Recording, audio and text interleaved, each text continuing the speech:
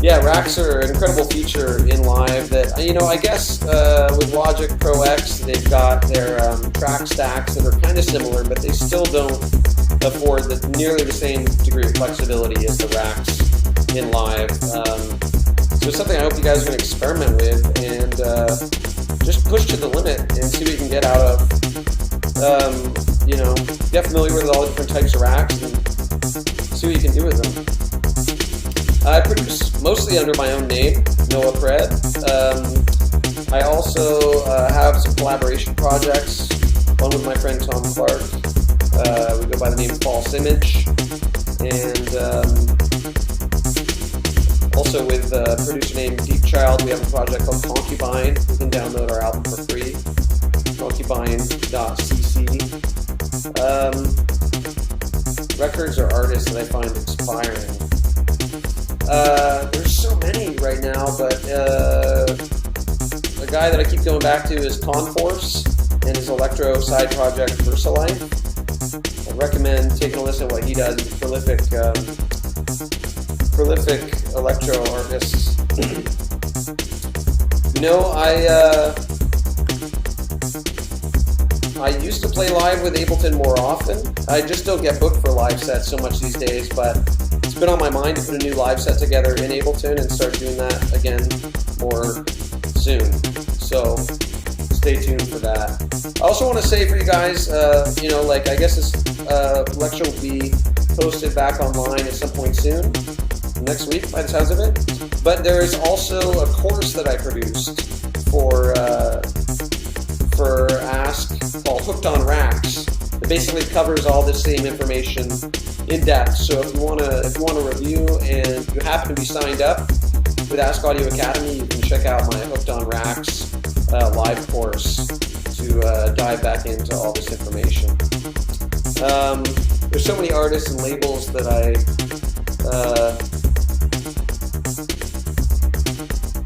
inspired by, but it's like there's just so much music nowadays that being put on the spot to think of like a handful is quite difficult somehow. The Workshop label is great, and yeah, it's some records by Willow, who I really like, and Casamosa.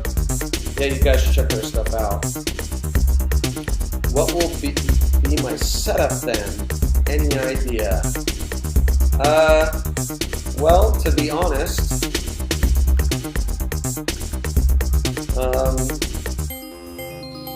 no, I don't have any idea. But it'll be fun to plan it out. I think mapping a new live set out is a really fun thing to do. I can tell you that I will aim for it to be as improvisational as possible, like as few pre-recorded audio clips as possible. Definitely going to have a push involved. Probably going to have a few pieces of analog gear that I can travel with. Maybe my Moog Mother 32 or Arturia Micro Boot. The Prophet 6 is probably going to have to stay at home. So I might have to record some polysynth stuff. Yeah.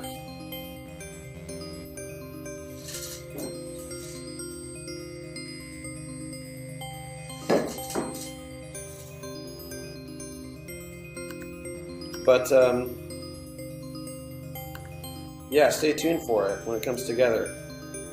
Any other questions before we wrap up? We got 10 more minutes to. You got 10 more minutes to pick my brains here, you guys.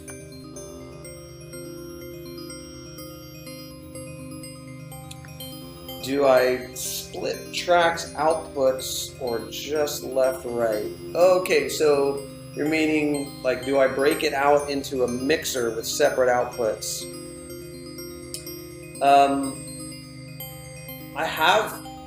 Well, yeah, I mean, if I'm using analog gear, I will probably, yeah, plug them into the sound card and process them through Live, or maybe I'll put them directly into a mixer.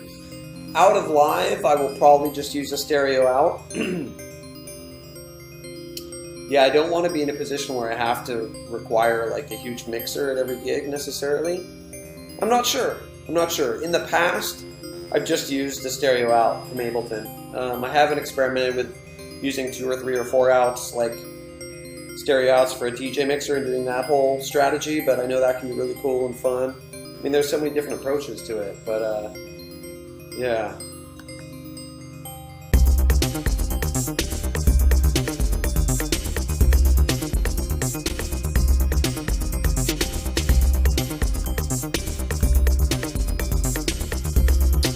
How does this change the approach to the mixing phase? Well, yeah, if you use a lot of racks, it can definitely introduce complexities, and you've got to be attentive to your gain staging, try and keep everything in the green, and then, you know, you have to make a decision at some point how much mix processing you're going to emphasize on the individual components of your instrument racks, and conversely, how much you're going to resign yourself to just sort of a bus style processing on the instrument racks themselves.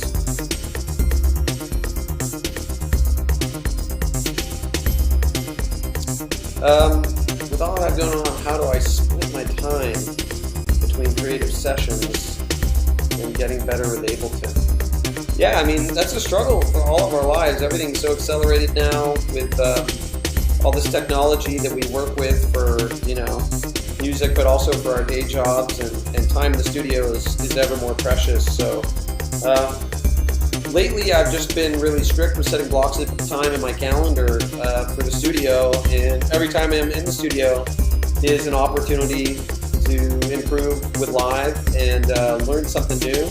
Every time I'm getting creative, I try to take a slightly different approach, and that tends to lend itself to learning opportunities and improvement.